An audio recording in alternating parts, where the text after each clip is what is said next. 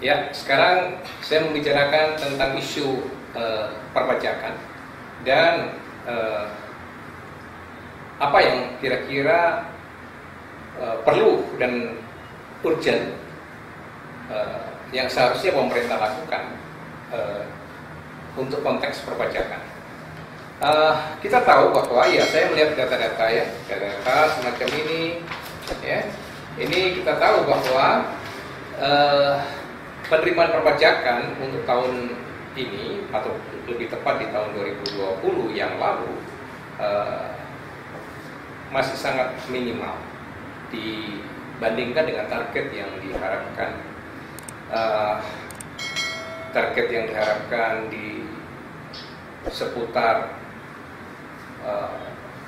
1.300 atau 400 triliun, tetapi yang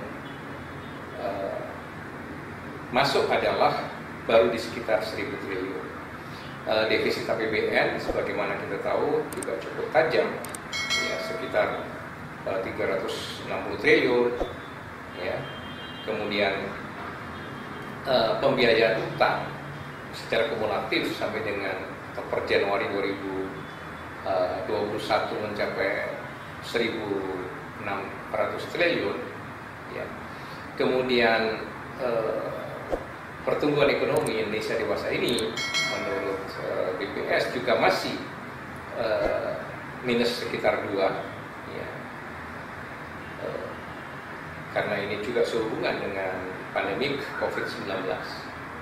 Jadi dunia ekonomi sebagaimana kita tahu memang masih cukup memprihatinkan, ya. Menjadi pertanyaan karena pajak adalah tulang punggung untuk APBN kita, APBN Indonesia, ya. Itu sekitar mungkin 85%, kata Ketua OJK, ya, sekitar 85% adalah berasal dari pemasukan pajak. Menghadapi situasi yang semacam ini, tentu pemerintah sudah melakukan berbagai upaya, mulai dari pendekatan-pendekatan yang persuasif yang bersifat mengajak kepatuhan pajak yang lebih tinggi lagi, ya, kesadaran orang berbayar pajak lebih tinggi lagi, ya, sampai juga meluaskan tax base, merambah ke bidang-bidang yang lain, termasuk ke platform digital, ke green tax dan lain sebagainya, ya. Juga melakukan usaha-usaha yang lain atau pendekatan-pendekatan yang lain, misalnya meluaskan objek pajak. Bahkan seharusnya juga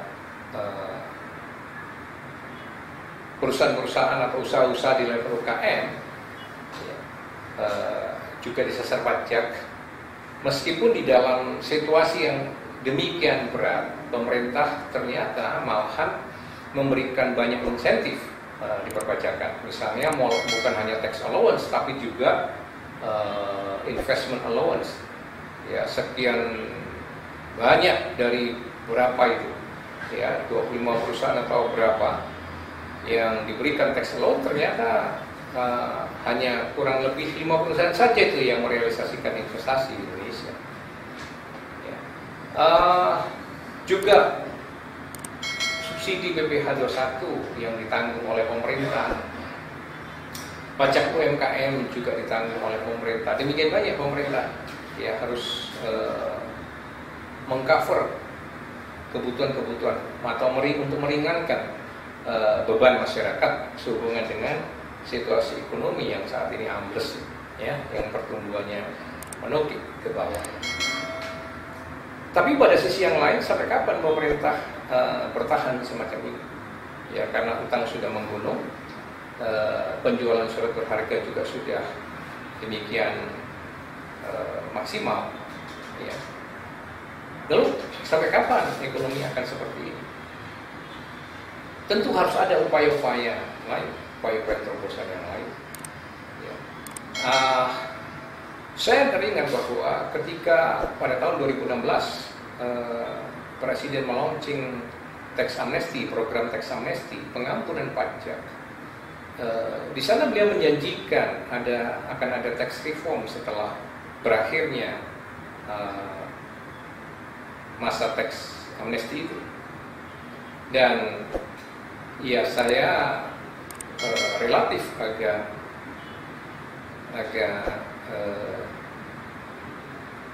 negatif menilai hasil atau capaian dari tax amnesty itu. Ya, ternyata yang repatriasi itu mungkin hanya menghasilkan sekitar 100 atau 200 triliun. Itu pun setelah di-extend sedemikian rupa. Ya, yang banyak justru deklarasi. Lalu dijanjikan tax reform setelah itu. Tetapi yang terjadi saat ini adalah menurut hemat saya belum terjadi sampai nanti tax reform itu.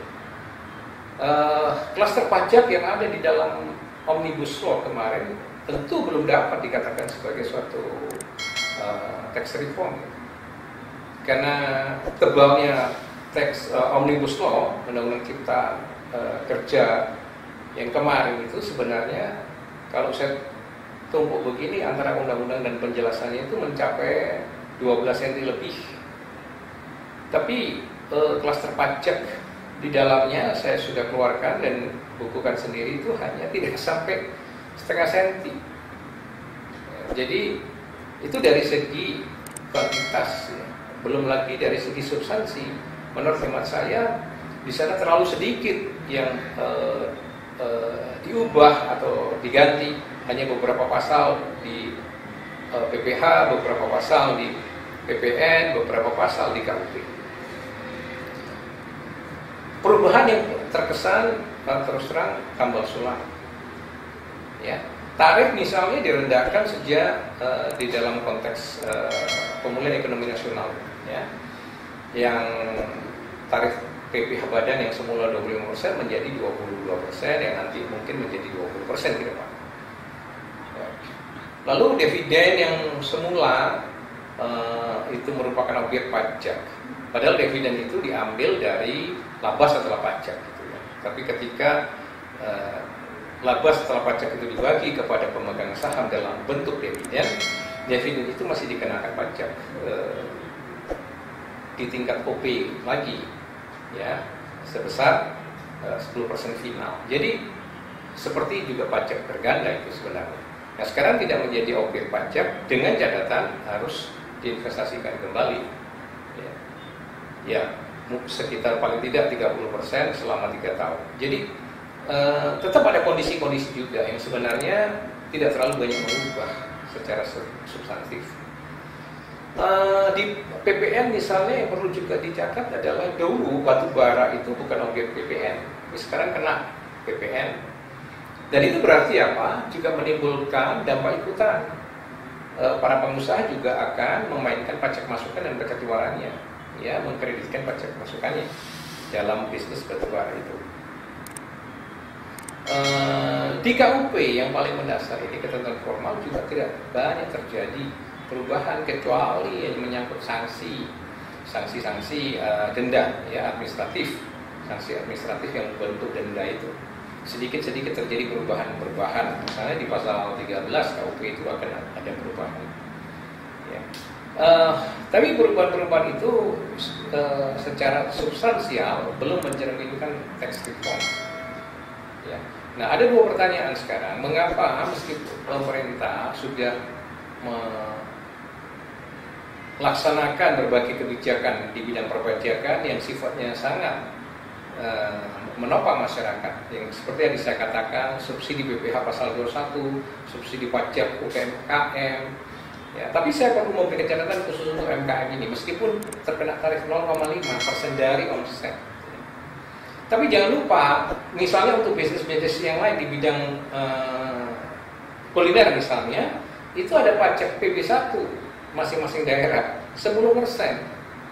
Jadi sebenarnya kalau yang untuk khusus di bidang kuliner itu, ya, restoran-restoran, kafe-kafe yang kelas UKM Dia mau bayar pajak nasional yang untuk PPh-nya 0,5% dari omset, tapi dia dibebani juga itu untuk pajak daerahnya PB1 yang namanya PB1 itu 10%. Jadi sama aja seperti 10,5% sebenarnya UKM itu harus membayar pajak. Ya, dan ini juga harus menjadi catatan saya kira dari kebijakan perpajakan. Nah, bagaimana sekarang menimbulkan kepatuhan ini dalam situasi seperti ini? Apakah tarif murah itu selalu menggairahkan orang membayar pajak? Saya kira masih harus dipertanyakan ya, perlu dikaji. Gitu. Maka menurut hemat saya paling tidak ada 3 hal yang harus dilakukan oleh pemerintah. Yang pertama, betul-betul melaksanakan janji Pak Jokowi itu mereformasi perpajakan. Nah, mereformasi ini harus mendasar. Ya, ada 2 hal besar yang paling tidak ya yang dalam kesempatan ini yang saya ingin kemukakan. Reformasi di bidang ranah penegakan hukum pajak. Dimulai dari proses keberatan. Nah, ini harusnya betul-betul sudah harus dikeluarkan dari domainnya Direktorat Jenderal Pajak gitu. Karena institusi yang melakukan pemeriksaan dan penagihan itu adalah undang-undang pajak memberikan kewenangan atribusi kepada Direktur Jenderal Pajak gitu. Yang di dalam konteks ini tentu dilakukan oleh direktur dan aparat di bawahnya. Tetapi pada sisi yang lain, ketika pembayar pajak menolak atau menggunakan haknya untuk berkeberatan terhadap hasil pemeriksaan tersebut, ya, yang bentuk produk hukumnya adalah SKP itu, khususnya di dalam hal ini tentu SKP, KB, ya, surat ketetapan pajak kurang bayar. Nah, maka lembaganya yang ada untuk melakukan perlawanan terhadap hasil pemeriksaan ini dinamakan lembaga keberatan, dan itu dimasukkan ke dalam institusi Direktur Jenderal Pajak kembali. Jadi yang meriksa Dirjen Pajak yang appeal atas pemeriksaan ini ke institusi yang sama, Dirjen Pajak. Jadi sulit mengharapkan objektivitas di situ. Nah, apa yang terjadi akhirnya kan banyak orang banding. Nah, banding baru ke pengadilan pajak. Maka itu agak secara hukumnya tidak logis gitu, ya. Seharusnya keberatan itu sudah harus dilakukan di luar institusi Direktur Jenderal Pajak. Nah, itu seharusnya sudah masuk ke ranahnya pengadilan pajak. Ya, maka reformasi yang pertama adalah tentu reformasi struktural. Kewenangan Direktur Jenderal Pajak ini sudah harus lebih dipertajam, ya, dan lebih diproporsionalkan. Nah, sehingga sekarang maka implikasi keduanya adalah tentu harus mereformasi posisi pengadilan pajak. Pengadilan pajak ini harus saya katakan terus terang suatu anomali di dalam hukum, karena dia memiliki 2 tuan, ya, di bawah pembinaan Kementerian Keuangan. Ini berpikir secara hukum agak tidak logis. Bagaimana seorang menteri membawai pengadilan yang di dalam undang-undang pengadilan pajak dikatakan pengadilan pajak itu melaksanakan kekuasaan kehakiman gitu. Tetapi pembinanya adalah seorang menteri keuangan, dan ini sungguh sudah tidak sepadan. Bagaimana mungkin seorang menteri membawai pengadilan gitu? Ya. Yang di dalam negara hukum sebenarnya sudah terjadi pemisahan dan pembagian kekuasaan itu antara eksekutif dengan legislatif. Ya. Sekarang memang ada keluar misalnya putusan MK yang sudah menganulir kewenangan Menteri Keuangan untuk apa ini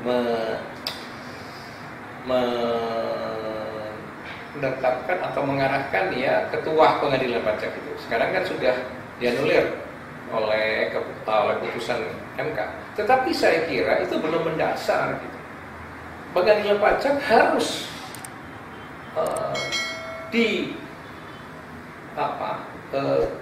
tempatkan pada tempatnya, yaitu di bawah kekuasaan yudikatif, di bawah kekuasaan Mahkamah Agung.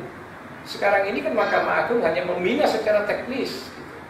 Tapi soal-soal perutnya seluruh pegawai pengadilan pajak itu kan di bawah Kementerian Keuangan, ya. Nah, kalau soal teknis, hanya persoalan di otaknya, di kepalanya itu di Mahkamah Agung, ini pasti akan terjadi bagaimanapun. Tetap ada dualisme. Ini maka reformasi yang kedua ini pengadilan pajaknya harus ditempatkan pada tempatnya, yaitu di bawah kekuasaan yudikatif, di bawah pembinaan sepenuhnya oleh Mahkamah Agung. Meskipun pengadilan pajak tetap menjadi pengadilan yang khusus di bidang perpajakan, ya, tetapi sudah harus seluruh pembinaan secara 100% baik administratif maupun teknis harus di tangannya Mahkamah Agung, ya. Nah, dari sana maka pengadilan pajak ini sudah harus mengadili sejak dari keberatan itu, sehingga ada objektivitas yang bisa lebih dapat dijamin, ya. Bahwa lalu dikatakan seakan-akan kalau ditempatkan di kekuasaan yudikatif lalu hakim-hakimnya nggak siap karena sarjana hukum kurang punya kemampuan di bidang perpajakan. Sekali lagi saya katakan itu hoax itu. Ya, itu kebohongan. Bagaimana mungkin? Pasti bisa dididik mereka itu. Ya, kami dari Perjakin siap bekerja sama dengan Mahkamah Agung, dengan Ikatan Hakim Indonesia untuk mendidik hakim-hakim di bidang perpajakan. Ya. Pendekatan di pajak itu harus ada pendekatan berhitung, tetapi jangan termakan hoax seakan-akan itu pendekatan akuntansi yang kelas berat. Tidak ada. Undang-undang perpajakan tidak mengatakan itu pendekatan akuntansi, pendekatan pembukuan dan pencatatan dia. Tapi segala sesuatu di sana sudah diatur, dan itu bisa dilatih, dididik, ya, kepada para sarjana hukum yang memang memiliki passion di situ, yang memang memiliki keniatan untuk menekuni bidang perpajakan. Jadi saya percaya pasti bisa dihasilkan hakim-hakim yang menguasai perpajakan. Kalau tidak, sampai kapan terus hanya dinilai, di stigma bahwa sarjana hukum itu nggak bisa pajak, nggak mampu pajak gitu. Itu kan bagi mereka, bagi sarjana-sarjana hukum yang terkena hoax atau yang salah, gagal paham tentang pajak, atau yang memang tidak memiliki minat di sana. Ya. Nah itu, sehingga keberatan sudah bisa ditangani di tingkat pengadilan pajak. Apakah kemudian tetap diadakan banding atau seperti pengadilan niaga begitu dia di tingkat pertama dan yang ada upayanya langsung ke kasasi, atau bahkan kalau itu final dan binding di tingkat pertama upayanya hanya PK, itu bukan persoalan teknis saja. Nah, kecepatan waktu kalau sekarang ini di pengadilan pajak orang beracara makan waktu kurang lebih setahun, ya, dari mulai proses administratifnya sampai ke vonisnya. Tapi kalau dengan diberdirikan menjadi pengadilan khusus tentang waktu, bisa saja malah dipersingkat kalau memang nanti pengadilan pajak itu putusannya final dan binding, lalu upayanya hanya ada kasasi atau upaya luar biasa yaitu PK, waktu-waktunya bisa lebih dipersingkat. Mungkin proses keberatan dan banding itu dijadikan satu di sana, pembacaraannya langsung dibatasi dengan 4 bulan, di kasasi atau di PK misalnya dengan 3 bulan, saya kira malah lebih cepat. Artinya kurang lebih 7 bulan sudah selesai dan sudah ada putusan perpajakan yang pasti. Ya. Nah itu hal yang saya kira struktur penting untuk merealisasikan janji Pak Jokowi mereformasi. Jadi hal yang mendasar dulu, gitu. Nah hal yang lain baru menyangkut substantif, ya, pajak yang bersifat material. Apakah tarif itu mau dipertahankan di 20% untuk PBH badan, ya, ataukah tarif pasal 17 itu juga direform semua, dirubah semua? Yang saat ini sekarang progresif itu. Jadi ketika seseorang penghasilannya sudah mencapai 500 juta ke atas, dia sudah langsung terkena 30%, ya. Jadi kita bisa membayangkan bengek juga itu kalau hasilnya di atas 500 juta, dia kemudian harus membayar 30%, sudah 150 juta sendiri. Dan ini juga harus dipikirkan apakah tarif pasal 17 itu bisa hitung ulang, ya, ditetapkan ulang. Perintah mengajarkan tarif yang progresif, regresif. Seharusnya ketika income makin tinggi, harusnya persentase tarif harus semakin rendah, bukan diikutin makin besar penghasilan, makin besar pula persentasenya. Nah, di situ yang seringkali ini salah satu atau mungkin sebab yang kedua kenapa banyak pembayar pajak melakukan manipulasi pajak gitu, karena melihat besarnya tarif itu. Tadi yang pertama celah untuk melakukan persekongkolan, ya, melakukan suap menyuap itu tadi di lembaga keberatan, pemeriksaan dan keberatan. Dan itu memang ada faktanya, kan, ada bukti ya sejak zaman Gayus Tambunan, dan terakhir ini yang terkenal yang juga top juga kasus pajaknya, ya, siapa itu, Aji siapa itu, salah satu direktur yang dulu pemeriksaan dan penagihan. Ya, nah sekarang sangat itu adalah pintu masuk, celah, dan juga yang membuat persekongkolan suap menyuap. Nah, yang kedua adalah persoalan di tarif yang begitu berat. Nah, persoalan yang ada di pengadilan pajak ini, selain pembinaannya harus masuk ke Mahkamah Agung, meskipun pengadilan pajak harus tetap menjadi pengadilan khusus karena memang di bidang pajak ini adalah bidang khusus. Pajakan itu harus disadari memang perpaduan antara hukum dan akunting dan akuntansi sebenarnya dasar-dasarnya. Jadi memang harus ada kekhususan di situ karena hukum dan hitungan menjadi satu di situ. Tetapi bagaimanapun harus direformasi. Misalnya tidak perlu orang yang menggugat, ya, yang melakukan banding, yang melawan putusan-putusan keberatan itu harus misalnya diwajibkan membayar deposito dulu misalnya 50%, atau kalau diancam malahan dengan sanksi administrasi 100%. Lah itu kan hak, ya kan, melakukan perlawanan hukum atas pajak yang dibebankan oleh pemerintah melalui pengadilan, itu kan hak pembayar pajak. Kenapa orang harus diberikan barrier semacam itu? Ya, itu kan itu sesuatu yang menakutkan tersendiri. Gitu ya, harusnya tetap dibuka tanpa harus ada hal semacam itu. Nah, yang ketiga yang harus sungguh-sungguh dievaluasi oleh pemerintah adalah kontraprestasi yang tidak langsung dari pemerintah. Ya, dewasa ini katakanlah BPJS misalnya sudah di-cover, ya, tetapi belum semua penyakit bisa di-cover. Masih prosedurnya masih sedemikian panjang. Kemudian tentang Kartu Indonesia Pintar meng-cover sebagian pendidikan juga masih sampai dengan kelas 12 misalnya. Ya, dan belum berdampak kepada kualitasnya itu sendiri, kualitas pendidikan itu sendiri. Kontraprestasi yang tidak langsung adalah menyangkut sarana prasarana umum, ya, kemudian keamanan, kecepatan di aparat penegak hukum merespon laporan-laporan masyarakat. Dulu misalnya di polisi sudah digaungkan ada quick response misalnya, tapi di dalam praktek kan itu tidak selalu dijalankan, ya. Bagaimana masyarakat merasakan lingkungannya ini bisa jauh lebih aman. Faktanya kan tidak. Di tengah jalan itu masih kita sering melihat kalau terjadi bentrok sedikit, wah, keroyokan, ya, tawuran, brutal, perilaku yang barbar, ya. Itu belum di dalam ini persoalannya kan menjadi fakta telanjang, ya, yang banyak kita lihat di situ. Nggak selalu dengan cepat itu diatasi oleh aparat. Itu kan salah satu bentuk kontraprestasi. Nah, demikian juga dengan kepastian hukum khususnya di bidang investasi. Tadi saya singgung, meskipun di dunia investasi diberikan tax allowance, investment allowance, tapi kenyataannya kan gagal itu. Ya, investasi kan baru hanya 5 perusahaan yang merealisasikan investasinya misalnya.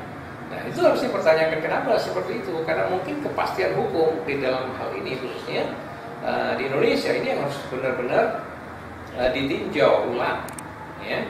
Nah, dengan demikian reformasi perpajakan itu benar-benar mendasar dan struktural.